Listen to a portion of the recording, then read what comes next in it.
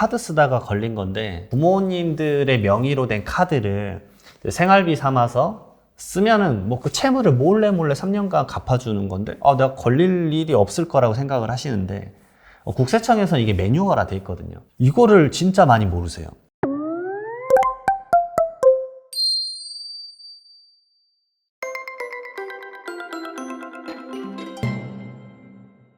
네, 이장원 세무사님 모셨습니다. 안녕하세요. 아유, 반갑습니다. 네. 세무사님께서 또 저희 그 뷰티풀 초기에 한번 출연해 주셨는데 그 영상이 떡상을 했습니다.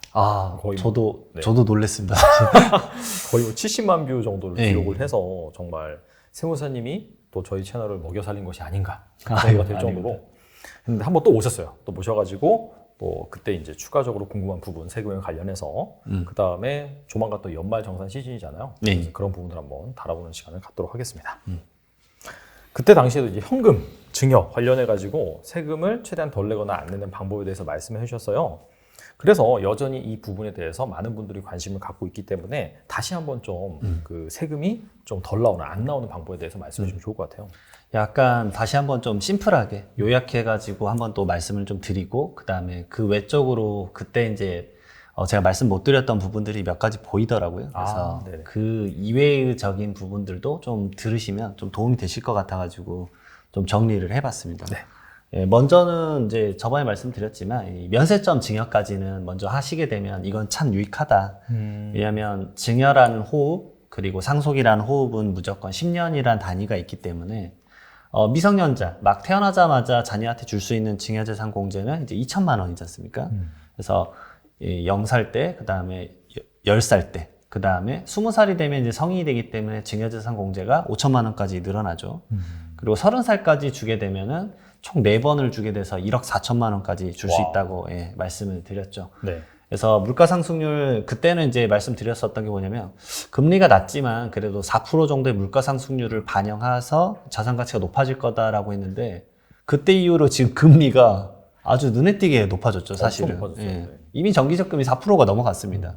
오면서 그냥 쓱 봤는데도 은행마다 걸고 있는 게 뭐 4.8%, 5% 이러니까 이미 4%는 거의 확정된 수치가 이미 지금 상황에서는 된 것 같고요. 네. 이제 4%를 이제 그러게 0살 때, 그다음에 10살 때, 20살 때, 30살 때 각각 받을 때마다 모아서 이걸 쌓이게 되면은 그 금액이 한 2억 3천만 원에서 2억 4천만 원까지 쌓일 수가 있는 금액이 되는 거죠. 그래서 결혼정보회사에서도 말을 했듯이 32살 때 평균적으로 대한민국에서는 남녀가 결혼을 하고 그다음에 결혼자금의 이제 마중물이라고 하죠. 사회에서 좀 기반을 다지는 금액이 한 2억 3, 4천만 원이라서 딱 떨어지는 상황이라서 지금 보시는 분들은 이제 이 증여를 좀 고민을 해보셨으면 좋겠다. 근데 이제 사실 요즘 젊은 분들이 쉽진 않습니다. 왜냐하면 본인의 자력이 많지 않기 때문에 내가 태어나자마자 자녀한테 2천만 원 줄 돈이 솔직히 어딨냐. 그렇죠. 지금 내가 먹고 살 돈도 사실 부족하고 왜냐하면 지금 또 다양한 경제적 위기 상황이기 때문에 뭐 금리의 변동이 자산 증식에는 유리하지만 대출을 받으신 분에게는 역으로 상당히 불리한 상황이다 보니까 그렇죠. 대출 금리에 대한 불안감이 엄청 맞아요. 클 테고. 네. 그래서 제가 이제 말씀드렸던 게 이제 손주에게 줘라. 누가? 조부모가 줘라. 라고 이제 말씀을 드리죠. 첫 번째로는 이제 어차피 자녀에게 주고 나서 또 손주에게 주게 되면 이거 2번 주게 되면 세금이 이 조부모가 손주에게 세대를 생략하고 줬을 때 30%가 그 가산이 되긴 하지만 오히려 더 저렴하게 나옵니다, 세금은. 오히려 1.3배만 내고 끝나는 상황이고 그다음에 최근 제가 보도자료를 봤는데 조부모가 손주에게 주는 증여 비율이 16년도부터 2021년도까지 거의 3배 이상 올랐더라고요. 엄청 올랐네요. 네, 엄청 올랐습니다. 그 말은 뭐냐면 2가지 이유라고 저는 생각을 했어요. 첫 번째로는 자녀 세대, 그러니까 부모 세대가 자녀에게 이미 줄 수가 없다. 여력이 안 되는 것도 있고, 그다음에 2번째로는 자산 형성이 조부모에게 많은데 조부모는 생각보다 소비 패턴을 가지고 있지 않다. 그다음에 한 가지 더 포함하자면 조부모의 생명이 늘어났다. 그러네요. 의학의 발전으로 인해서 그래서 상속이 펼쳐지면 80세 노인이 50세 부모 세대에게 상속이 펼쳐지는 노노 상속이 거의 유행이거든요. 그래서 저는 오히려 손주라고 해봤자 지금 나이가 어릴 거라 생각하지만 손주들 나이가 이미 20, 30대인 경우도 많습니다. 제가 상담을 받다 보면. 그러면 손주들도 이미 사회에서 이제 막 뭔가 열정적으로 살 수 있는 20, 30대이기 때문에 조부모가 증여를 통해서 이 마중물 마련해주고 열정적으로 살 수 있게 해주는 게 좀 도움이 되겠죠. 왜냐하면 일본에서는 사실 이게 엄청 큰 문제입니다. 그때 이제 말씀은 안 드렸지만, 네네.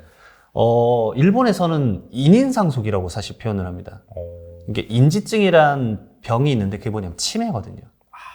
그러니까 치매 노인이 치매 자녀에게 그 상속이 일어나는 겁니다. 그게 하나의 사회적 문제가 돼버려서, 그러니까 일본이 지금 문제는 뭐냐면 사회적인 활력이 없다라고 하시더라고요. 그렇겠네요. 왜냐하면 50대 노인도 사실 소비 지출력이 크지 않거든요. 뭔가 투자를 하거나 열정적으로 살 수 있는 나이가 좀 지나쳐버리신 거죠. 그래서 이런 증여들에 대한 고민이 대한민국 사회에서 상당히 필요한 게 뭐냐면 80세 이상 상속의 발생 그 대한민국 피상속인 보게 되면 이미 그게 53%입니다. 그걸 70대까지 포함하면 73%예요. 그러니까 이미 거기서 거의 게임이 끝입니다. 왜냐면 7, 80대 노인분들이 상속이 일어나면 자녀분들 보면 대부분 50대세요. 곧 내가 환갑이다라는 얘기 하시거든요. 그러면 받자마자 사실 무슨 말씀을 드리냐면 근데 상속 준비하셔야겠다고 라는 얘기가 돼버리는 상황입니다, 사실은. 왜냐면 나도 내 자녀가 이미 30, 40대다. 예, 그러게 좀 꼬여버리는 거라서. 그래서 증여는 정말 이제 점점 타이밍이나 포인트가 빨라지고 있고, 이런 사회적 현상을 알기 때문에 요즘 저도 이제 경제에 관련된 컨텐츠만을 이제 이 포털에서 뉴스로 다 보는데, 상속 관련 뉴스나 증여 관련 뉴스가 불과 몇 년 전보다 아주 급증한 게 눈에 띄게 보이거든요, 사실은. 사회적 현상이 이걸 이제 발화하는 것 같고, 그다음 손주에게 증여하는 이유가 두 번째로 아까 말씀드렸던 이제 부모 세대가 증여 능력이 안 되는 것도 있고, 그다음 세 번째로는 부모 세대가 이미 또 증여를 많이 받았을 수도 있습니다. 이미 많이 받아서 또 증여를 하게 되면 이 높은 누진세율인 50% 구간을 받아버린다거나, 그러면 더 줘봤자 1억을 줬을 때 5천만 원이 세금이니까, 예, 그럴 거면 손주 주자. 이렇게 생각을 하시는 거고.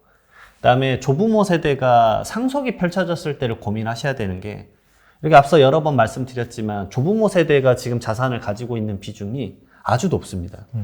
그러면 조부모가 돌아가셨을 때 지금 상속세가 너무 높은 세율이다라고 하면 결국은 자녀든 손주든 빨리 증여를 해서 자산을 분산시키고, 이 증여세와 상속세는 10년이라는 호흡이라고 말씀드렸는데, 자녀는 10년간 내 증여했었던 증여재산가액이 있으면 조부모가 돌아가셨을 때 합산하지만, 이 손주는 상속인이 아니기 때문에 1차 상속인이 아니기 때문에 5년만 지나면 합산이 안 되거든요.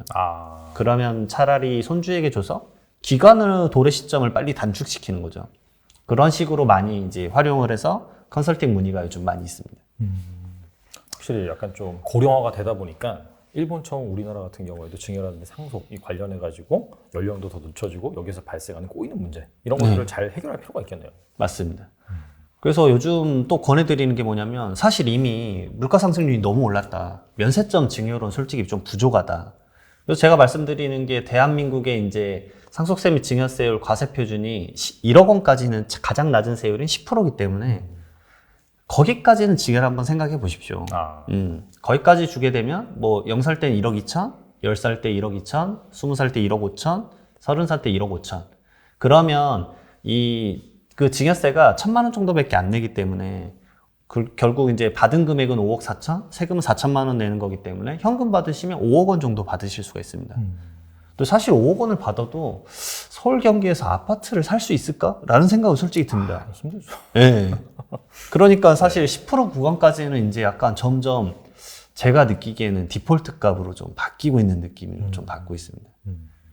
그래서 사실 이 부분에 대해서 요즘 많이 기대하시는 분들이 뭐냐면, 이제 증여재산 공제액이 5천만 원에서 1억 원으로 높여주기로 했다라는 뉴스를 접하신 분들이 있으실 거예요. 근데 그게 지금 기재위에서 계류 중인 법안으로 되어 있습니다. 그게 유경준 의원님이 이제 입법 발의를 하긴 했는데, 대표 발의를 했는데, 저는 이제 그런 것들에 대한 과정을 보거든요.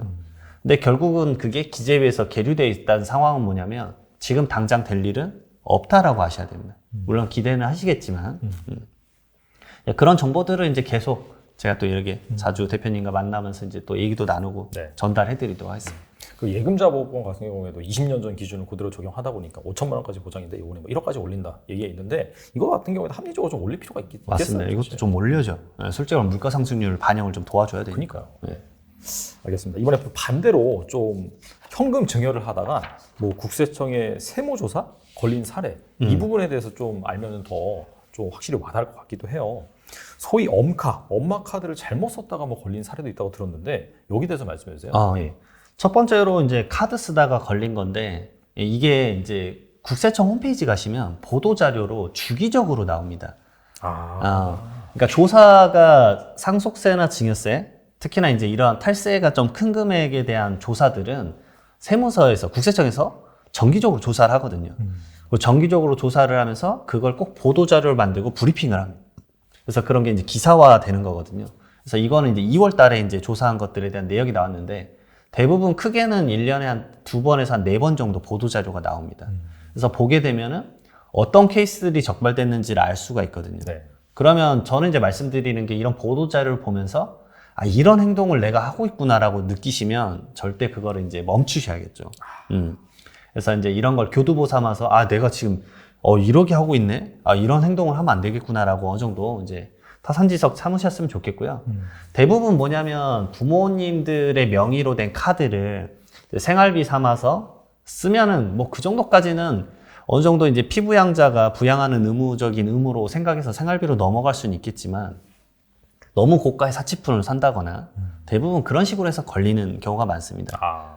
근데 단순히 카드만 사실 걸리는 건 아니고 보면 자녀분에게 거액의 부동산, 뭐 자동차, 주식 이런 것들을 또 형성을 많이 해주시고 거기에 곁들여서 이제 카드가 또 있었던 거죠. 그러니까 사실 카드만 썼으면은 안 걸릴 가능성이 정말 높은데 거의 걸릴 가능성이 0%에 가깝지만 방금 말씀하신 또 다른 것까지 같이 이제 넘겨주다 보니까 같이 묶어서 걸린다 그렇게 볼 수 있을까요? 네, 맞습니다. 결국은 이게 이제 첫 번째로는 요즘 다 아시겠지만 부동산 살 때 예전에 주택만이었는데 이제 토지도 포함이 돼서 부동산 취득자금에 대한 소명을 무조건 해야 됩니다. 그러면 너가 번 소득이 없는데 이걸 어떻게 샀느냐 타고 올라가면 부동산 증여도 밝혀졌지만 알고 봤더니 카드도 엄청나게 쓴 거죠. 네. 또 걸리신 분들 케이스가 카드를 진짜 큰 금액을 썼습니다. 뭐 억 단위 기본적으로 썼기 때문에 카드로 억을 쓰고 카드로 억 단위 쓴 경우도 정말 허다하고 부동산도 10억 단위 막 사주시고 근데 증여는 안 걸릴 거라고 생각을 하셨던 것 같아요. 제가 봤을 때. 네, 사실은 이제 걸릴라 치면 요즘은 좀 걸기가 너무 쉬운 상황이기 때문에 그런 것들에 대한 인지를 좀 하셨으면 좋겠어요. 그다음에 두 번째로는 이제 PCI 시스템이라 그래서 자산 형성이랑 그다음에 소비를 많이 했는데 이 사람이 말 그대로 소득은 적다라고 하면은 여기서 이제 특히나 소비 지출 액수가 엄청 큰데 왜 이 사람이 이걸 소비할 수 있었느냐라고 따져서 또 조사가 일어나는 경우도 있습니다. 결과적으로 이제 소득 대비 소비가 너무 크면 걸릴 수도 있다. 네, 맞습니다. 그래서 이런 사례들이 뭐 1, 2, 3에서 이렇게 쭉쭉쭉 많이 나와 있습니다. 그래서 이런 것들 보시면서 자력이 없는데 고액의 신용카드 쓴다라는 건 무조건 좀 자제를 하셔야 안 걸릴 거라고 간단하게 생각하지 마시고요. 그 문제는 걸리는 타이밍이 몇 년 있다가 겁니다. 왜냐하면 바로 그때 소비하고 나서 이 자녀가 뭐 예를 들어서 이제 극단적으로 말을 하면 로또가 당첨이 됐는데 그 로또 소득을 내가 국세청이 모르는 상황일 수도 있거든요. 그러니까 대부분 2년에서 3년 있다가 조사를 많이 합니다. 과거에도 소득이 없었다라는 게 다 포착이 되고 정말 명확하게 이제 이거는 진짜 증여다라는 어느 정도의 데이터베이스가 쌓였을 때 조사를 하거든요. 그러면 그때 조사가 났을 때 대부분 가산세는 한 50% 정도. 네. 추징세액이 10억이면 가산세 50%니까 5억 원에서 15억 원 추징. 이런 식으로 대부분 많이 펼쳐집니다. 확실히 좀 잘 보면서 사용을 해야 될 것 같습니다. 그리고 부모님이 채무를 변제해 준 것도 세무조사 대상이 될 수도 있나요? 네. 이거 최근에 국감 이슈로 많이 나왔었습니다. 이것도 보도자료 보시게 되면은 저도 이제 제 채널에서 이런 영상들을 계속 찍었었는데 이거를 진짜 많이 모르세요. 그러니까 부담부 증여를 한다거나 아니면 채무를 껴안고 이렇게 그 자녀에게 저가 양도를 했다거나 아니면은 채무가 있는 부동산을 자녀가 사게 한 다음에 그 채무를 자기가 몰래 갚아주는 겁니다. 그러면 이제 그 사건 자체는 예를 들어서 3년 전에 했다고 가정을 하는데 그 채무를 몰래 3년간 갚아주는 건데 내가 걸릴 일이 없을 거라고 생각을 하시는데 국세청에서는 이게 매뉴얼화 돼 있거든요. 그래서 이런 사례 같은 거 보시게 되면 되게 간단한데 이 채무 사후 관리라는 과정을 1년에 모든 이제 그 담당 조사관분들이 몇 건을 무조건 잡아내게 돼 있어요. 실적화되어 있기 때문에. 무조건 해야 되는 거예요. 네. 그래서 검토를 다 하게 돼 있습니다. 그래서 이제 첫 번째로는 임대보증금을 누가 갚아줬는가. 왜냐면 임대보증금이라는 것도 결국 자녀가 승계를 받으면 갚아줘야 되는 채무인데 그걸 대신 갚아줬다거나 부모님이 하다못해 배우자 걸 대신 갚아준 것도 걸린 적이 있어요. 그리고 이제 두 번째로 이제 근저당권, 은행 채무죠. 근데 은행 채무가 보시게 되면 등기부등본 을구에 채무를 변제하더라도 내가 삭제를 안 하면 그게 계속 남아있거든요. 채권 최고액이. 네. 그러니까 당연히 안 걸릴 거라고 생각을 하시는데 어느 순간에는 그거를 언젠가 잡아낼 수 있다는 거죠. 왜냐하면 상속세 및 증여세는 짧으면 10년, 길게는 15년까지 추징을 할 수 있기 때문에 그냥 사후 관리 매년 하다가 어느 순간 딱 사라졌을 때 누가 갚았는지 확인해보고 왜 자녀가 안 갚고 부모가 갚았지? 추징하면 끝나버리는 거죠. 오히려 과세관청 입장에서는 이제 가산세를 더 많이 걷어갈 수 있으니까 오히려 그런 거에 대해서 생각보다 이렇게 포기를 빨리 한다거나 그러진 않습니다. 그래서 최근에 17년도부터 부동산 가격이 엄청 많이 올랐지 않습니까? 맞아요. 네. 이것도 통계치가 나왔는데 17년도부터 21년도까지 채무를 이렇게 얹어주면서 자녀에게 부의 이전을 해준 경우가 많은데 특히 이제 아파트죠. 근데 그 경우에 그 채무를 누가 갚았는지 그런 채무 사후 관리를 하는 그 금액 자체가 5년 전보다 거의 두세 배 이상 높아졌습니다. 그러면 과세관청에서는 인력을 투여를 해서 계속 그것들을 매년 또 확인하는 거죠. 오히려 그런 걸 악용한다 그래서 1년에 한 번이 아니라 2번 해야 된다는 얘기도 있었습니다. 근데 이제 인력이 너무 한계가 있다 보니까 한 번만 하자. 근데 1년에 한 번인데 해마다 계속 그게 일어나고 있다는 걸 까먹지 않으셨으면 좋겠어요. 대부분 이걸 잘 모르죠. 그냥 모래 갚아주면 모르겠지, 막 이렇게 너무 간단하게 국세 행정을 좀 생각을 하시는 것 같은데 좀 위험할 수 있다라는 점.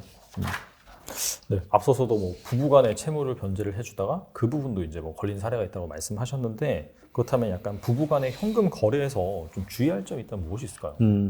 대부분 이제 상속세 때나 증여세 때 이제 이런 거래 내역을 많이 보는 것 중에 하나가 뭐냐면 이제 저희 윗세대죠. 이제 윗세대 분들은 이제 남편분이 이제 돈을 벌면 그걸 바로 그 배우자 통장으로 옮기십니다. 생활비 쓰라고 이걸 편하게. 네. 이제 그런 내역들이 이제 말 그대로 현금 거래거나 아니면 이제 계좌이체 내역의 거래인 거죠. 그렇죠. 이런 경우는 대부분 조사 때는 이제 부부 간에는 다행히 공동생활 영위로 봐줍니다. 결국은 이제 공동생활을 하기 위해서 당연히 배우자는 그 가족에서의 그 살림을 꾸리는 거다. 그런 것들에 대한 그 영위에 대한 이해를 가져가기 때문에 무조건 다 증여라고 보진 않고 대부분 증여가 아닌 것으로 넘어갈 수 있습니다. 그러나 이제 걸리는 부분은 무엇이냐? 그렇지만 아까 앞서 말했던 그 PCI처럼 배우자는 근데 소득이 없는데 갑자기 그 남편분이 줬던 금액으로 자산을 형성한다 그러면 이제 그때부터는 증여로 될 수밖에 없습니다. 그렇죠?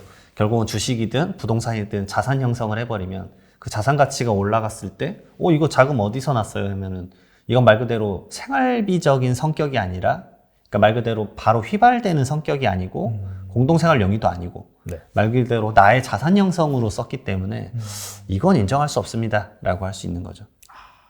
그리고 이제 현금 거래를 하실 때는 만약에 이제 진짜 두 분이 맞벌이이실 수도 있거든요. 그러면은 정말 정정당당하게 내가 번 돈으로 내가 부동산 사고 각자 투자하시는 분들도 있으시니까 요즘 이제 젊은 부부들은 또 그렇게 많이 하시잖아요.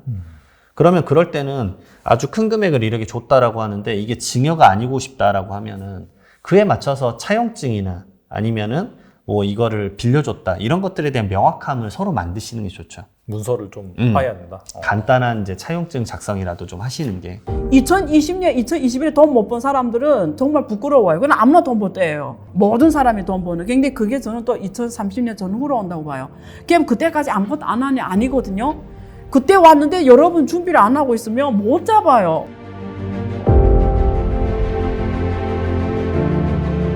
그럼 여러분 기술의 판이 바뀐다는 거예요. 지금은 또 새로운 기술을 기반으로 해서 새로 50년 주기가 시작되는 시점에 와 있다. 근데 여러분 운 좋게 지금 이 시장에 심쉬는 사람들은 그 50년 기회가 한번 잡을 수 있게 됐다는 거예요. 어려운 게 아니거든요. 사람들이 어렵게 보거든요. 투자라고 하면은 전혀 아닙니다. 모를 때는 어려워요. 알면은 쉽거든요. 근데 이런 얘기를 누가 해주네 안 해주네에 따라 하늘과 땅 차이입니다. 그런 얘기를 해줄 거예요. 98년에 구글 애플, 중국의 알리바바, 텐센트, 아마존 이런 기업들처럼 그 시작점이다 지금. 그런 사람들이 2.5% 안에 있는데 maybe 당신이 그 2.5% 들 수가 있다. 그런 시야, 인사이트를 주는 시간이 되도록 제가 하려고 하는 겁니다.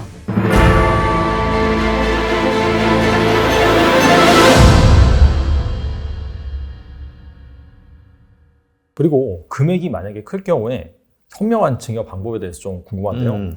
현금 1억 정도를 세금 없이 증여하는 방법 무엇이 있을까요? 제가 이 질문을 받고 좀 고민을 많이 했어요.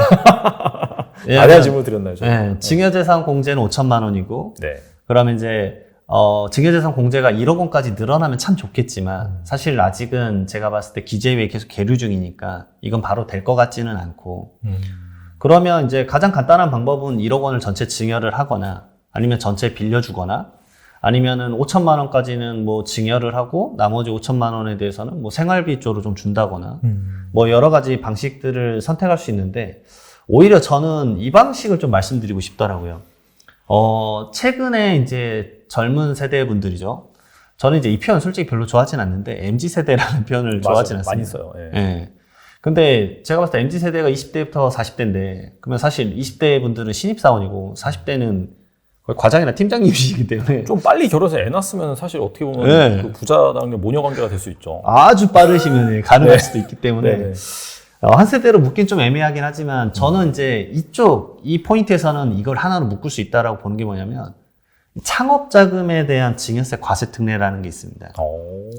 그러니까 창업을 자녀가 한다 그러면 부모가 그 돈을 빌려줄 때, 아니 돈을 증여를 할 때 증여세를 따박따박 떼버리면, 아니 창업하려고 돈 받았는데 세금 내고 끝나버릴 수가 있으니까 국가에서는 그래도 창업이라는 건 또 권장을 해야 되는 분위기이기도 하고, 그 요즘 그 젊은 근로자분들은 근로소득이 어차피 자본 속도를 못 따라가니까 속된 말로 이제 많이 이제 현타가 오죠. 네. 현타가 오시니까 네.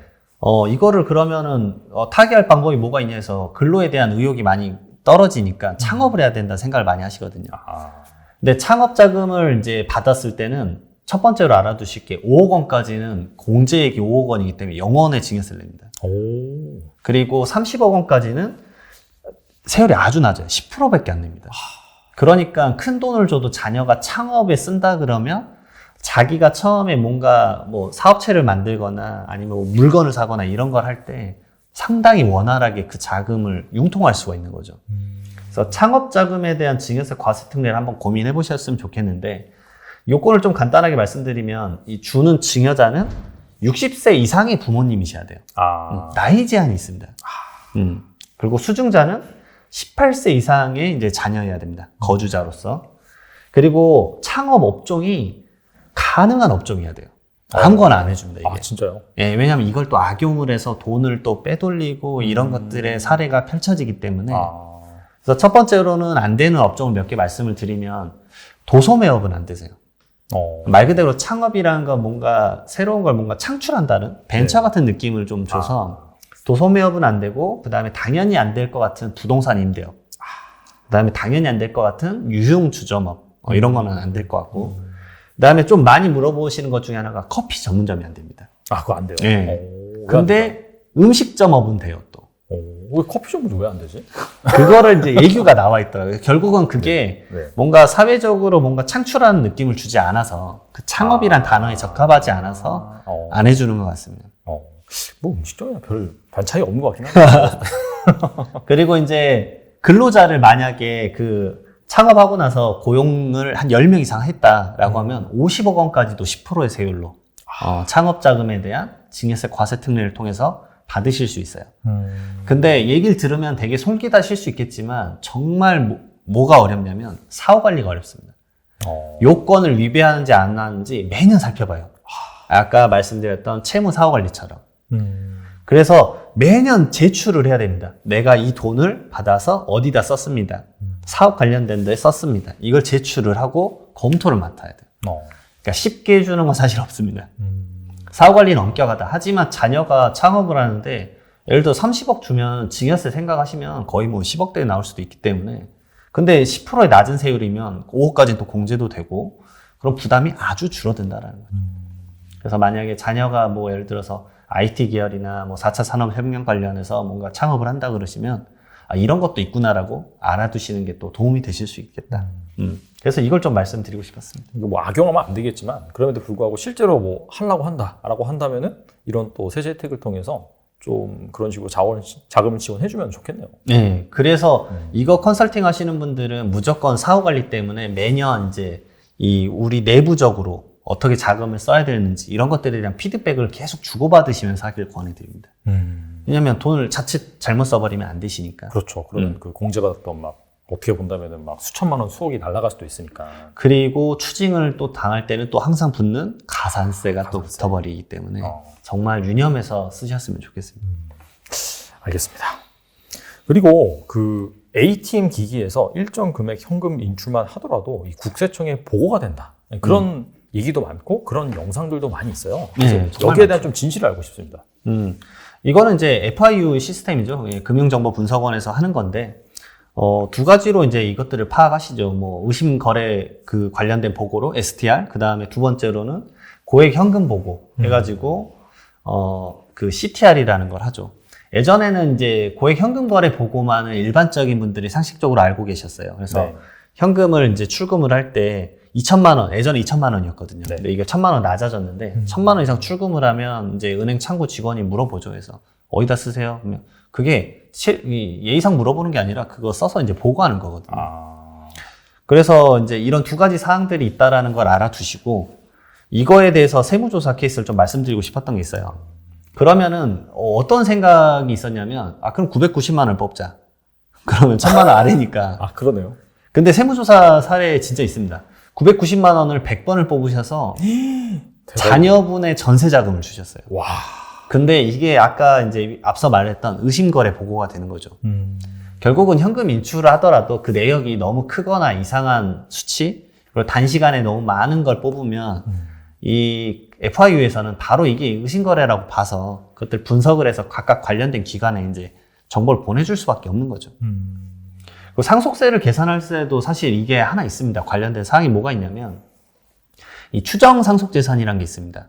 추정 상속재산은 이제 어디에다 쓴지 모르는 거예요. 근데 사실 아버님이 어디다 쓰신지, 오늘 어디다 돈을 쓰신지 솔직히 모르시잖아요. 부모님이. 네, 당연히 모르죠. 네. 저도 제가 6개월 전에, 한 달 전에 어디다 썼는지도 모르는데. 그러면 추정 상속재산은 뭐냐면 돌아가시기 전에 1년 내에 2억 원, 그 다음에 2년 내에 5억 원까지 이게 출처를 수 없는 내역이 있다 그러면 그거를 억울하지만 상속인이 소명을 해야 됩니다.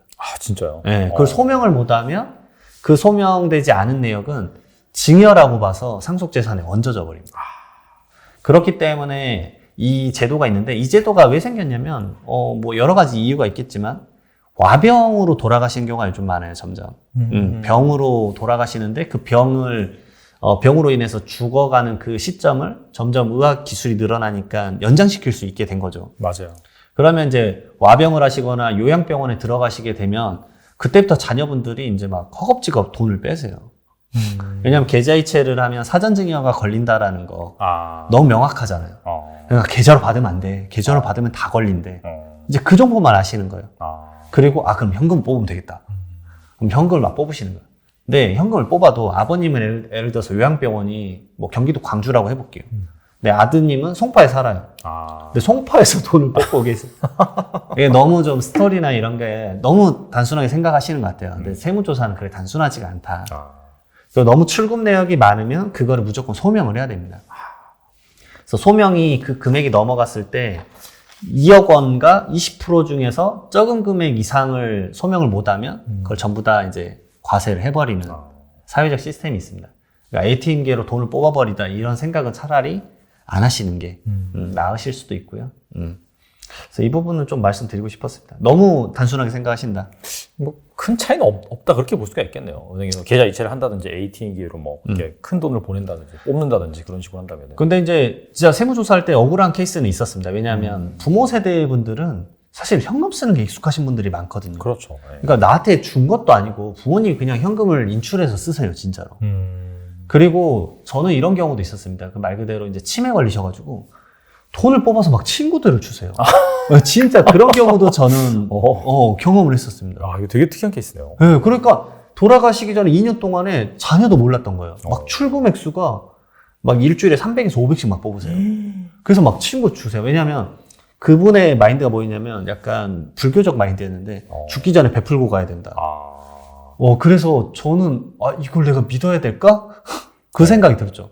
근데 또 자녀분이 그래 유복하지 않았고 자녀분의 뭐 통장으로 이체된 내역이 있었던 것도 아니고 그래서 저는 이제 그러게 소명을 했고 과세관청에서도 의아하긴 하지만 퀘스천 마크가 생기긴 하지만 당장 지금 뭐 입증된 게 없으니까 뭐 이제 그 금액도 물론 아까 말씀드렸던 1년 내 2억이나 2년 내 5억이 아니어서 좀 소명이 됐었던 케이스는 있습니다. 근데 좀 당황스러운 경우가 진짜 많이 생깁니다. 예. 아무튼 또 이런 거 같은 경우에는 또 세무사님 말씀 아니시면 알 수 없는 부분이기 때문에 이런 가능성 같은 경우에 염두를 해두시면서 네. 뭐 현금 증여를 한다든지 좀 동거래를 하시면 좋을 것 같습니다. 지금까지 현금 증여에 대해서 이제 자세하게 설명을 해주셨는데 여러 가지 케이스도 있고 또 경우도 있잖아요. 그래서 좀 복잡하긴 한데 좀 어렵다고 생각하시는 분들을 위해서 딱 주의할 점 뭐 한 가지 내지는 한두 가지 그 정도 말씀해 주시면 좋을 것 같아요.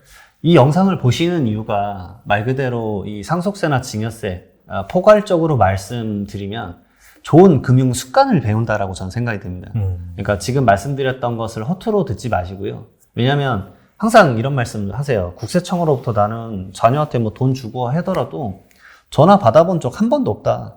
당연히 없으시죠. 왜냐하면 상속이 펼쳐지기 전이나 아까 말했던 거액의 부동산을 사면서 취득자금 소명이 안 되면 그런 전화를 받을 일은 없거든요. 근데 그런 전화를 포착해서 전화를 하는 그런 기관들이 예전에 국세청만 있었다라고 한다면 요즘은 취득자금 소명으로 시군구청도 확인하고 한국부동산원도 확인하고 FIU도 확인하고 국세청도 확인하고 점점 보는 눈이 늘어났다. 그러니까 이 말 그대로 이런 정보들을 익숙하게 익히셔서 말 그대로 이 가족 간의 이체를 허투루 보지 말고 금융 습관이나 이 금융 거래를 어떻게 할 것인지 항상 좀 끊임없이 공부를 하시고 주의를 하셨으면 좋겠다라고 말씀드리고 싶습니다. 그리고 요즘 뭐 프로그램이라든지 약간 뭐 인공지능 그런 시스템이 점점 발전하면서 이런 거 같은 경우는 상당히 좀 잘 잡아낼 수밖에 없을 것 같아요. 내부적으로 정말 프로그램이 향상되는 게 눈에 띄게 제가 들은 바로도 정말 눈에 띄게 개정 버전업이 된다고 들었습니다. 그래서 내부 그 국세청 조직에 계신 분들도 새로운 프로그램을 거의 맨날 이제 6개월 1년에 한 번씩 만나니까 이게 어디까지 가는지 모르겠다고 거의 그 정도이기 때문에 자금의 흐름을 포착하는 건 대한민국에선 사실 너무 쉽기 때문에 정말 허투루 생각 안 하셨으면 좀 좋겠습니다. 이제 본격적으로 연말정산 관련해서 여쭤보고 싶은데 직장인이 매년 하지만 아직도 연말정산에 대한 좀 개념적인 이해가 좀 어려우신 분들, 부족한 분들이 계세요. 그래서 연말정산이 무엇인지 좀 간단하게 말씀해 주시면 좋을 것 같아요. 연말정산은 이제 아시잖아요. 근로소득 하시는 분들 매달 원천징수 받고 있죠. 그래서 내 월급이 왜 줄어들었냐 이러면서 이제 한탄하시지만 결국 연말정산 때 1년간 벌었던 금액과 썼던 금액을 이제 정산을 해서 더 세금을 많이 걷어갔으면 돌려주고 그다음에 덜 걷어갔으면 추가적으로 걷어가는 이제 그 과정을 연말정산이라고 하죠. 네네. 그래서 결국은 12월 31일까지 근로한 근로자에 대한 그 연말정산의 정산을 누가 한다? 사업주가 합니다. 그래서 저는 항상 말씀드리는 게 뭐냐면 연말정산은 사실 온 국민이 당연히 알아야 된다고 생각을 합니다. 제가 지금 이제 새로운 책을 쓰고 있는데도 거의 사회초년생을 위한 걸 쓰고 있는데 연말정산에 대한 간단한 프로세싱은 이 젊은 친구들도 알아야 된다고 생각을 합니다. 뭐 임대차 계약서 쓰는 거랑 근로계약서 쓰는 거랑 이런 기본 지식 같이. 그래서 이런 지식들은 당연히 모든 사람들이 알아야 되고 특히나 이걸 보시는 분들이 혹시나 사업주다 라고도 보셔야 돼요. 왜냐하면 연말정산을 해주는 사람은 사업주입니다. 의무는 사업주에게 있는데 사업주분들은 연말정산에 대해서 별로 이해를 하고 싶지 않아 하시는 걸 보면서 조금 이제 위험할 수도 있다. 왜냐하면 연말정산 처리 잘못해주면 괜히 근로자랑 사이 안 좋아지시잖아요. 그렇죠. 그 금액이 엄청나게 크진 않겠지만, 그러니까 그런 다툼들을 미연에 방지하기 위해서라도 사업주분들도 연말정산에 대한 지식은 좀 쌓으셨으면 좋겠다라고 생각을 좀 합니다. 네. 그래서 연말정산 계산하는 거를 잠깐 아주 짤막하게만 말씀을 드리면 매달 이렇게 돈을 버는 용어를 이제 세법에서는 총급여. 용어가 좀 헷갈리실 수 있습니다. 그래서 용어가 진짜 어려워요. 네, 헷갈리고. 세법은 용어가 좀 헷갈립니다.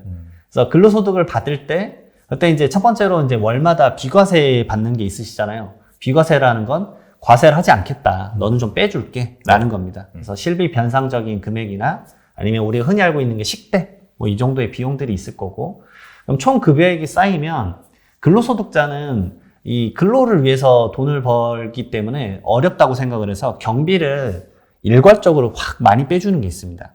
그걸 우리는 이제 근로소득 공제라는 표현을 쓰죠. 네. 그래서 근로소득 공제를 일정 부분 이 표에 나온 대로 그대로 이제 처리를 합니다. 그러면은 근로소득 금액이란 게 나옵니다. 그래서 이자 소득 금액, 사업 소득 금액 이렇게 종합소득세에서 어떤 소득에 대해서 그 다음에 금액이 붙으면 경비를 차감한 금액이라고 생각하시면 됩니다. 그 전의 금액은 사업 소득이거든요. 사업 소득에서 필요 경비를 빼면 사업 소득 금액, 총 급여에서 근로소득 공제를 빼면 근로소득 금액이 되거든요. 그래서 근로소득 금액이 되고 나서 그 다음에 가장 많이 틀리시는 부분 중에 하나죠. 인적 공제를 넣으셔야 되죠.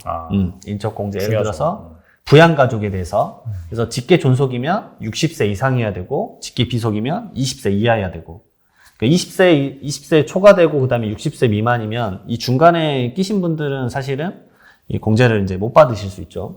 그다음에 형제자매도 마찬가지고요. 그다음 위탁아동, 뭐 수급자 이렇게 이제 조건들이 있습니다. 그리고 이제 인적공제에서 추가로 또 공제를 해주는 게 있죠. 부모님의 나이가 예를 들어서 경로 우대를 해준다고 해서 70세 이상이거나 아니면은 장애가 있거나 아니면 부녀자 아니면 한부모 이런 요건들이 있으면 공제를 좀 추가적으로 해주는 게 또 있습니다.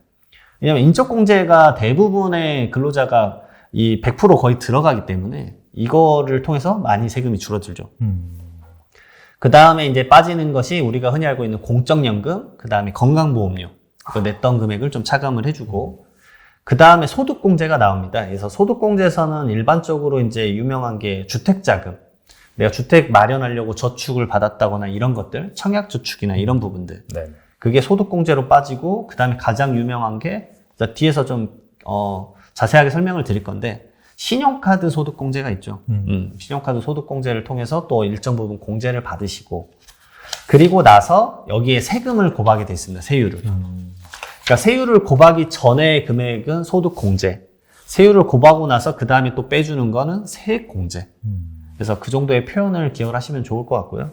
그래서 세액공제 쪽에서는 좀 유명한 게 이제 근로소득 세액공제라고 해서 근로소득만 있으면 또 빼주는 게 많이 있습니다. 그래서 근로소득자는 사실은 세금을 내는 포지셔닝이 아주 낮은 편이세요, 사실은.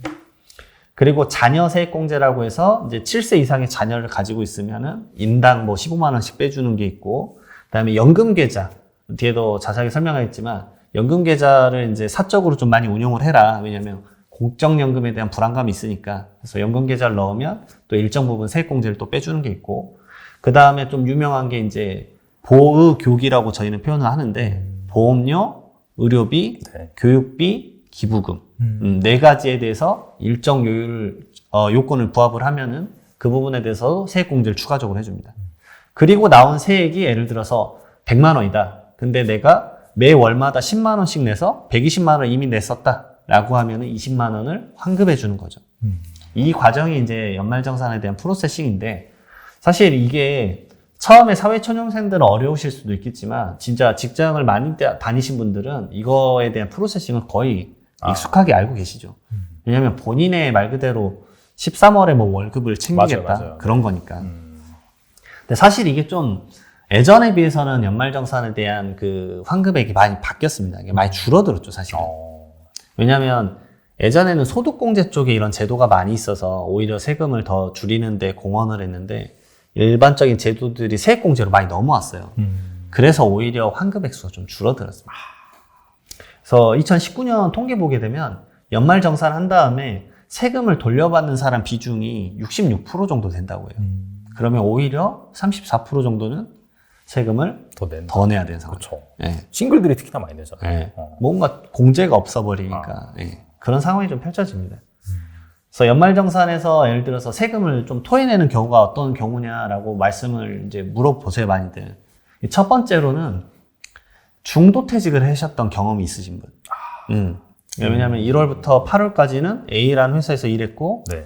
9월부터 12월까지는 B 회사에서 일을 했으면, 이 8월에 A라는 회사에서 일했을 때, 퇴사할 때 중도 정산을 받아요. 그러니까 이 정도 금액으로 이 사람은 1년치 연말정산이 끝난다라는 가정 수치를 넣어서 하거든요. 그러면 이때 대부분 환급이 떠서 이때 환급을 받으면서 좋아하세요. 좋아하죠. 돈 더 들어오니까. 하지만 9월부터 12월까지 근무를 하고 나서 이걸 정산을 하게 되면 오히려 이 합쳐졌을 때 환급이 뜨는 건데 이때 환급을 미리 받았기 때문에 오히려 연말정산할 때는 더 내는 경우가 발생을 하죠. 조삼모사네요. 조삼모사입니다, 진짜로. 조삼모사인데 좀 안타까운 부분이죠. 중도정산을 하거나 그런 부분. 그 다음에 말 그대로 진짜 말씀하셨던 1인 가구나 아니면은 정말 알뜰하게 쓰신 분들. 그 뒤에도 말씀드리겠지만 신용카드 소득공제를 대부분의 분들이 자기가 많이 받을 거라고 생각을 하시는데 그 생각보다 액수가 적어요. 신용카드로 받는 네, 거예요. 왜냐하면 그게 기본적인 전제 조건이 뭐냐면 총 급여액의 25% 이상을 써야 돼요. 그러니까 내가 소비를 그렇게 많이 하지 않는 이상에는 신용카드 소득공제는 영원입니다, 영원 거의. 네. 생각보다 금액이 낮고요. 네. 그거를 이제 엄청나게 크다고 생각하는 건 뭐냐면 그 대부분의 경제 매체에서는 그걸 많이 강조를 하기 때문에 더 그렇게 느끼시는 것 같아요. 맞아요. 근데 저는 이제 연말정산을 수천 명, 수만 명을 처리를 하다 보면서 이제 대충 느낌이 오니까 그런 걸 보면서 느끼죠. 아, 그렇게 생각보다 크지 않다. 유의미하지 않다. 그런 말씀을 좀 드리고. 그 다음에, 예전에, 최근에 제도가 바뀌었는데, 월마다 연말정산 할 때, 원래는 이제 그 간이 세액표라는 거 있어서, 그거대로 이제 연말정산, 매월 원천징수를 할 때, 원천징수를 하는데, 그게 예를 들어서 당신의 급여에서는 10만 원을 원천징수를 해야 된다, 매월. 그런데 이걸 이제 선택할 수 있습니다, 노동자가. 이게 80% 아니면 120%. 이것도 말 그대로 조삼모사입니다. 왜냐면 8만 원을 떼가고 추후에 내는 적게 돌려받겠다고 12만 원을 떼가고 뒤에 많이 받겠다 얘기거든요. 조삼모사긴 한데 이걸 만약에 이제 예를 들어서 적게 내셨던 분, 80%를 선택하셨다 그러면은 결국은 연말정산 때 돌려받는 액수가 적거나 이제 환급이 안 되고 오히려 내가 세금을 더 내야 되는 상황. 그래 펼쳐질 수 있는 거죠. 알겠습니다. 그리고 이 연말정산 뭐 제도라든지 세세한 그런 기준 같은 경우가 매년 좀 바뀌잖아요. 맞습니다. 그래서 올해는 약간 좀 어떤 포인트에 주목을 하면 좋을지 궁금하거든요. 첫 번째로는 이제 이 연말정산할 때 실무적으로 펼쳐지는 게 뭐냐면 번거로워요. 맞아요. 네. 네. 귀찮고. 저는 이제 제도를 설명하기 전에 이 실무적인 느낌을 너무 잘 알기 때문에 노동자분들이, 근로자분들이 너무 번거롭습니다. 왜냐면 1월 15일부터 내가 그 오랜만에 홈택스 로그인을 해야 되는데 아이디 비번 기억이 안 나요. 기억이 절대 안 나요. 우선 기억이 안 나고 공인인증서 날라갔고 뭐 다시 공인인증서 다운받고 부랴부랴 이런 작업들을 하시는 거거든요. 이제 그런 번거로움을 줄이는 제도가 작년부터 시행된 게 있습니다. 이게 간소화 자료 일괄 제공 서비스라는 게 있는데 내가 회사에 내 자료를 간소화 자료 일괄 지급을 하겠다라고 하면은 예전에는 내가 홈택스 들어가서 연말정산 내역들을 다 그 PDF 파일로 만들어서 회사에 제공을 했다라고 하면 그 내 거 개인정보를 연말정산 간소화 자료를 받는데 써도 된다라는 동의서만 제출을 하면 회사가 국세청으로부터 바로 받을 수가 있습니다. 그러니까 이런 제도는 저는 개인적으로 좀 활용하셨으면 좋겠어요. 물론 이제 개인정보가 민감하시다 그러면 패스를 하셔도 좋겠지만 사실 그분이 각각의 모든 내역에 뭐 어디 뭐 비뇨기과를 갔네, 뭐 산부인과를 갔네 이런 내용은 나와 있지는 않거든요. 결국 지출액수나 이런 것들만 나와 있기 때문에 그런 게 괜찮다라고 한다면은 이런 것들 좀 활용하셔도 나쁘지 않겠다는 생각이 듭니다. 왜냐하면 실무자한테도 이게 엄청 편해요. 실무자는 이 직원들의 그 연말정산 간소화 자료를 몇백 명 거를 모으는데 몇 달이 걸리거든요. 근데 기간은 딱 한정이 돼 있기 때문에 그렇죠. 아주 짧아서 오히려 막 마음만 급하죠. 실무자는 이제 해줘야 되는데 사업주가 이걸 해줘야 되기 때문에 그렇습니다. 그래서 사업주분들이 이런 걸 보셨으면 좋겠어요. 오히려 그냥 제도를 알아야 내가 오히려 덜 고생하겠구나 라는 것을 어느 정도 인지를 하셔야죠.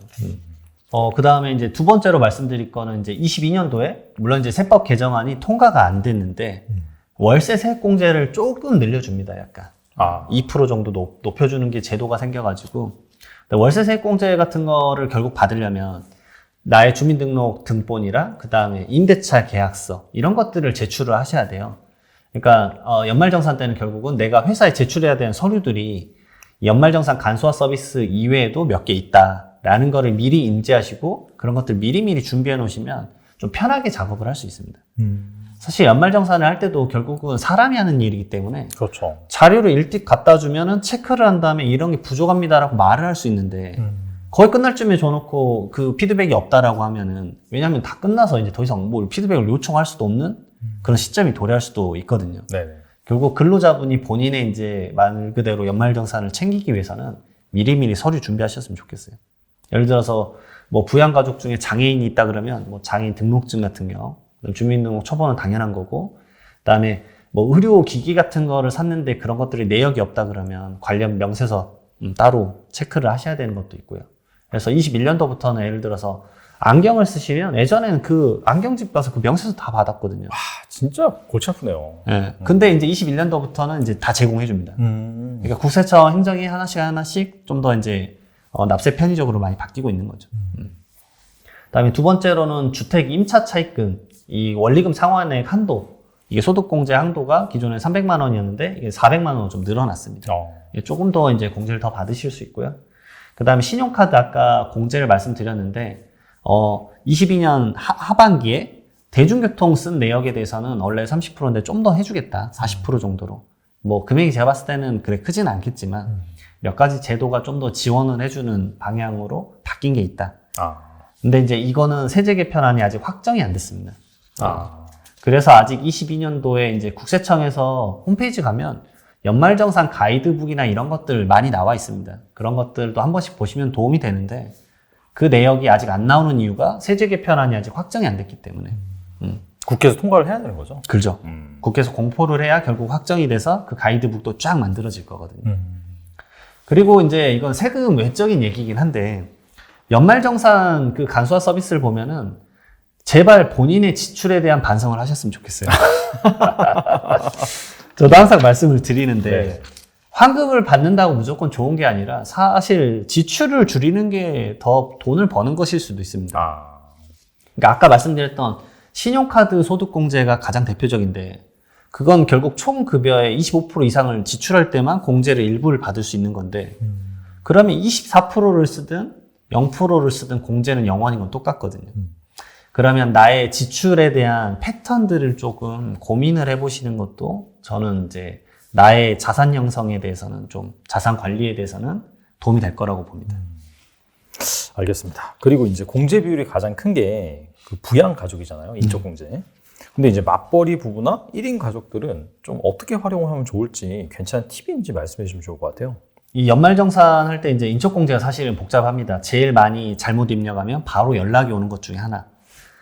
그래서 우선은 인적공제 부분부터 잠깐 말씀을 드리면 첫 번째로는 소득 요건이 있어요. 본인을 빼고 나서는 소득 요건이 있는데 첫 번째로는 연간 소득 금액이 이 소득 금액이란 건 아까 말씀드렸던 대로 경비를 빼고 나서의 금액. 그게 연 100만 원 이하여야 됩니다. 아주 낮은 기준이죠. 말 그대로 내가 이 사람을 부양하고 있다. 그러니까 내 인적공제로 빼줘. 내가 이 사람을 먹여 살리고 있어. 라는 말이거든요. 근로소득만 있는 경우에는 500만 원으로 이제 총급여를 봐주고 있고 여기서 많이 놓치시는 게 뭐냐면 이 소득 금액에 양도소득 금액도 있어요. 그러니까 부모님이 집을 팔았는데 기존에는 계속 내가 이 인적공제로 활용을 했었다. 근데 부모님이 양도소득세, 주택을 팔았다. 그래서 양도소득 금액이 나왔다라고 하면은 그게 100만 원이 넘어가면 근데 양도소득 금액은 대부분 100만 원이 넘어갈 수밖에 없죠. 그렇죠. 아주 큰 금액이니까. 그러면 이게 인적공제로 넣으면 안 되는데 이런 것들에 대한 너무 별 외적인 것들에 대해서는 잘 모르시는 부분들이 있어서 괜히 추징당하실까봐 이제 하나 말씀을 드리고 그다음에 나이나 이런 것들 헷갈리지 않게끔 물론 이제 이 사업주분들이 이런 건 다 파악해서 처리를 하죠. 사실상 사업주의 이제 뭐 격리팀 아니면은 이제 담당 세무사 쪽에서 파악을 할 거고요. 그다음에 보장성 뭐 보험이나 의료비나 그다음에 교육비나 기부금 같은 경우도 말 그대로 이제 나이 요건이나 소득 요건이 각각 다르거든요. 이런 것들 체크를 좀 잘 하셨으면 좋겠습니다. 그리고 이제 부양가족이 이제 없는 맞벌이 부부나 뭐 1인 가족 이쪽에서 먼저 세금을 많이 줄일 수 있는 건 첫 번째로 말씀드릴 건 이제 청약저축입니다, 사실. 청약저축이 사실 최근에 좀 이슈가 됐죠. 왜냐하면 금리는 올라가는데 청약저축 금리는 왜 계속 1.8%냐 이런 얘기가 좀 있었습니다. 네네. 왜냐하면 저금리 때는 말 안 했는데 이제 고금리가 올라가니까 그렇죠. 갭이 너무 크다라고 말을 해서 요즘 이슈가 좀 되고는 있는데 청약저축에 대해서도 제가 봤을 때 그거에 대해서 좀 조정이 일어나면 참 도움이 될 것 같고요. 청약저축에 대해서 공제 요건은 뭐냐면 총 급여가 우선 7천만 원 이하셔야 돼요. 연말정산을 할 때 그래서 고연봉자는 공제를 못 받는 게 상당히 많습니다. 월세 세액공제도 못 받고 몇 가지 못 받는 게 있거든요. 그러니까 오히려 너무 고액 연봉자는 오히려 세금을 더 내는 추세로 갈 수밖에 없는 시스템이 돼 있죠. 왜냐면 많으면 오히려 공제를 더 해줘야 되는데 일정 소득 금액이 넘어버리면 오히려 안 해주는 패턴으로 바뀌어버립니다. 우선 총급여는 7천만 원 이하셔야 되고 그 다음에 무주택 세대주야 돼요. 세대원이 아니라 세대주. 그 다음에 세 번째로는 연 납입액이 240만 원 한도입니다. 그래서 이제 청약저축 대부분 월마다 20만 원 넣어 두시는 거죠. 근데 이제 내가 청약에 대한 관심이 없다. 물론 지금은 이제 좀 지나면 제가 봤을 때는 뭐 미분양이 요즘 뉴스가 나오니까 청약에 대해서 좀 장점을 가져갈 수 있겠지만 청약의 경쟁이 심해질 때는 이게 또 모아두면 언젠가 또 쓸모가 있으실 수도 있기 때문에 이걸 잘 생각해 보셔서 한번 고민을 해 보셨으면 좋겠어요. 이렇게 하면은 한도 40%를 적용해서 소득공제가 한 96만 원 정도 받으실 수 있습니다. 그래서 나름의 큰 혜택입니다. 그래서 저도 이제 뭐 자동이체 걸어두라고 무조건 말씀을 드리죠. 근데 이제 금리가 낮다 보니까 그 부분에 대해서 좀 고민이 되신 분들은 이제 예를 들어서 이런 제도도 있습니다. 나이가 이제 만 19세부터 34세, 말 그대로 이제 청년이죠. 청년의 기준점인데 이분들이 이제 뭐 무주택 세대주거나 무주택 세대의 뭐 세대원이거나 그다음에 3년 내 세대주 예정자라고 한다면 기존에 이제 연소득이 근데 상당히 낮으셔야 돼요. 뭐 3천만 원 이하. 좀 너무 낮거든요. 뭐 기준점 높여줬으면 좋겠는데 그러면 기존에 이 주택 청약의 이자율이 1.8%밖에 안 되는데 이자율을 1.5% 더 우대해주는 그런 통장 같은 것도 있습니다. 네. 그리고 이자 소득에 대해서도 비과세도 가능하고. 그다음에 두 번째로는 이제 연금을 좀 안 할 수가 없습니다. 왜냐하면 공적연금에 대한 이제 뉴스도 좀 나오다 보니까 국가에서는 사적연금을 들라고 계속 많이 이제 권장을 하죠. 그런 권장의 시스템 중에 하나가 연금을 가입을 하면 소득공제를 해주겠다. 그런 거죠. 그래서 연금저축계좌랑 그 다음에 퇴직연금 계좌에 대해서 세액공제를 해줍니다. 제가 잠깐 말씀을 좀 잘못했는데 소득공제가 아니라 세액공제. 세액공제. 네, 네. 세금을 직접적으로 빼줍니다. 이건. 그래서 연금저축 같은 경우는 이제 종합소득 금액에 따라서 달라지죠. 종합소득 금액이 4천만 원 이하다. 그러면 이제 400만 원까지. 그리고 납부 한도액에서 이제 50세 이상이면 600만 원까지 좀 더 많이 해주거든요. 이런 정확한 것들에 대한 내역은 좀 표를 보고 이런 것들을 참고하셨으면 좋겠는데 핵심은 이거를 총 한도 금액이 700만 원까지 넣을 수 있고 그 다음에 공제율이 12%와 15%가 나눠져 있거든요. 근데 지방소득세까지 하면은 16.5%와 13.2%입니다. 그럼 700만 원에 16.5%라면 이제 말 그대로 115만 원 정도 공제를 많이 받으실 수 있고 13.2%가 되더라도 92만 원 정도 공제를 받으실 수 있다. 그러니까 이런 제도는 내가 어디에 선택하는지 꼭 체크를 해보시고요. 그 다음에 두 번째로 좀 말씀드리고 싶은 건 결국 내가 운용을 잘할 수 있는 그 형태를 꼭 선택해 보시라고 말씀드리고 싶습니다. 왜냐면 이게 또 나름 이제 너무 리스크형을 선택을 하시게 되면은 오히려 이 공제받는 것보다 손실이 더 커질 수도 있는 상황이기 때문에. 그렇겠네요. 예. 제 것도 지금 뭐 마이너스가. 지금 어쩔 수 없어요. 사실. 네. 지금 상황에서는 저 그래서 아예 안 보고는 있는데 운영에 대한 고민을 꼭 하셔라. 그다음에 세 번째는 중도 해지를 하시면 안 돼요. 왜냐하면 이 공지를 받았는데 중도 해지하면 당연히 이거에 대해서 당연히 또 토해내야 됩니다. 그렇죠. 토해내고 당연히 가산세 붙고. 그러니까 결국은 연금은 내가 받을 수 있는 나이대까지 쭉 가져가실 상황을 가정해야 되기 때문에 내가 정말 여유자금만 넣으셔야 된다라고 생각을 하시고 정말 운용도 해보자 라고 하고 절대 뺄 수 없다. 이거 꼭 명심하셔서 이제 하셨으면 좋겠습니다. 너무 큰 금액은 얼마 안 되겠네요. 절대 뺄 수 없으니까.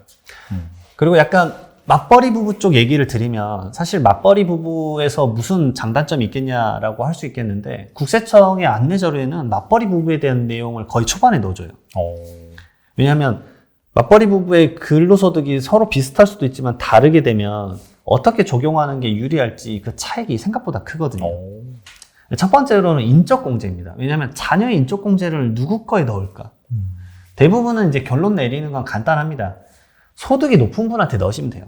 그렇죠. 왜냐하면 어차피 소득 높은 사람이 말 그대로 과세 표준도 높고 세율 적용도 높기 때문에 그런 부분들을 생각하시고 그나마 좀 기억할 거의 말씀은 뭐냐면 이 총 급여의 몇 프로를 써야지만 공제를 해주는 제도가 두 가지가 대표적으로 있는데요. 의료비랑 신용카드 소득공제예요. 그러니까 의료비는 내가 총 급여액의 3%, 그 다음에 신용카드 소득공제는 내 총 급여액의 25%거든요. 그러면 오히려 이 두 가지 공제를 적용받는 거는 총 급여액이 낮은 분이 나아요. 아, 그렇겠네요. 네, 낮은 분이 그걸 적용받는 게 오히려 확 환급을 받긴 유리하죠.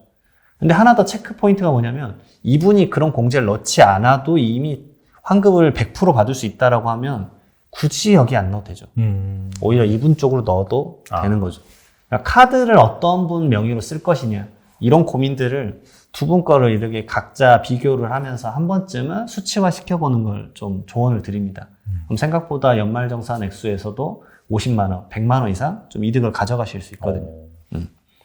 알겠습니다. 그리고 앞서서 신용카드 말씀하셨는데 이것도 항상 좀 나온 얘기인 것 같아요. 신용카드를 쓰는 것이 좋냐, 뭐 체크카드를 쓰는 것이 좋냐. 여기에 대해서 뭐 어떤? 결론은 네. 무조건 이제 세법적으로는 체크카드죠. 예. 아, 결론은 체크카드입니다. 왜냐하면 공제액 자체의 액수가 다릅니다. 예. 왜냐하면 총급여액의 25% 이상을 쓴 그 부분에 대해서 이제 각자 신용카드를 썼냐, 아니면 현금용 수중이나 체크카드를 썼냐, 그 중에서도 이제 이게 도서, 아니면 문화적인 소비를 했느냐, 아니면 대중교통을 탔느냐, 이런 걸로 비율을 나누는데요.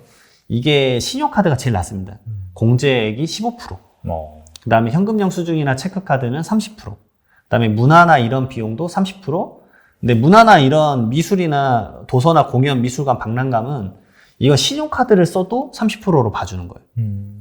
왜냐하면 이 문화 발전을 위해서 썼다라는 거죠. 그 다음에 네 번째, 전통시장이랑 대중교통인데 이것도 마찬가지입니다. 어떤 지출도 상관없이 전통시장 관련법에 따라서 그 내에 있는 전통시장에서 썼거나 대중교통을 썼다 그러면 40%를 이제 빼주는 거죠. 그래서 이런 혜택들을 좀 많이 해주고 있습니다. 결론은 이 체크카드가 훨씬 더 유리하긴 합니다. 근데 이제 총급여액에 따라서 그 액수가 이제 크게 차이가 안 날 수도 있습니다. 결국은 내 총급여액에서 얼마를 써야 되고 그 액수의 차이가 변동이 생기는 건데, 뭐 예를 들어서 총급여액이 3천만 원 정도다. 그러면 신용카드랑 예를 들어서 체크카드를 각각 뭐 1,500만 원을 썼다 가정을 해보겠습니다. 정말 큰 액수긴 하지만 네. 그 급여에 비해서는. 그러면 그 차이가 한 18만 원 정도? 그러니까 엄청나게 크진 않으실 수도 있어요. 느끼기에는. 오히려 그 정도의 급여 액수시면은 저는 이제 말씀드린 게 지출을 줄이셔야 된다. 차라리 예. 지출을 그렇죠. 네. 줄여서 오히려 다음에 뭔가 재투자나 이런 것들로 넘어가셔야 되지 않을까 그런 말씀을 드리죠. 그리고 오히려 이제 급여액이 너무 높으신 분들은 25%를 못 넘어가는 경우가 허다하기 때문에 많죠. 예. 그런 분들은 오히려 저는 권해드리는 게 이제 결혼을 했다 그러면 배우자분이 본인보다 소득이 낮으면 배우자 명의 카드를 쓰셔라 차라리. 그래야 총급여액이 넘어가는 포지션이 높아서 소득공제를 크게 받으실 수 있다라고 말씀을 드립니다. 왜냐하면 내가 몇 천만 원을 썼는데도 그 총급여액 때문에 신용카드 공제가 0원인 경우도 많습니다, 진짜.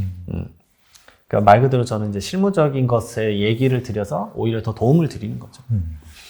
알겠습니다. 오늘 나와주셔서 정말 좋은 말씀 많이 해주셨는데, 일단 현금 증여 관련해서도 좋은 말씀 많이 해주셨고, 근데 케이스 바이 케이스가 너무 많다 보니까 이 영상 계속해서 돌려보시는 것도 좋을 것 같고, 연말 정산도 마찬가지인 것 같아요. 이게 항상 들어도 이게 복잡하구나, 고려야 될 게 많긴 많구나, 한 번에 쏙 이해하기 좀 힘들 것 같아요. 그래서 꼭 한번 여러 번 보시고, 그 다음에 세무사님께서도 또 유튜브 운영하고 계시니까 또 거기 가서도 정보 많이 얻으시면 좋을 것 같습니다. 지금까지 이장원 세무사님 나와주셔서 감사합니다. 예, 감사합니다.